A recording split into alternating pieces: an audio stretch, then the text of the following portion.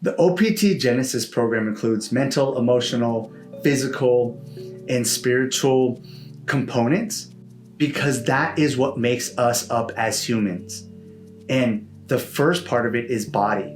How do I get in tune with my body, my intuition? What is it that I'm feeling around the people in my life, the environments, the work that I'm doing, the things that I'm filling my mind with? If you can't get in tune with your body, then you're always going to be numb and you'll never have your own sovereignty.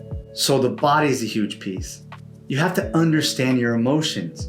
We look at emotions as they're just thoughts or they're just actions, but you have to understand why you have certain emotions, what emotions you're okay with expressing, what emotions you're okay with feeling, what emotions are off the table, what emotions you're afraid of, what are the emotions that excite you, why are these emotions there, and how to cultivate more emotions that you would like to feel, and how to eliminate emotions that are detrimental to your overall growth and transformation.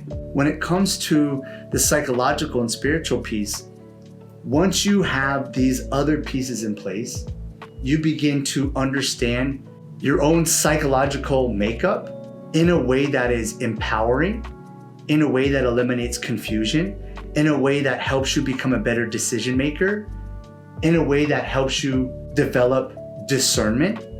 And when you have those pieces together, you can create a spiritual foundation. And what I mean by that is you truly know who you are and you live your life with meaning and purpose. That's what I mean when I talk about spiritual growth and spiritual development through the lens of the OPT Genesis program. That you know who you are and you can live into purpose and meaning, however that looks like in your life.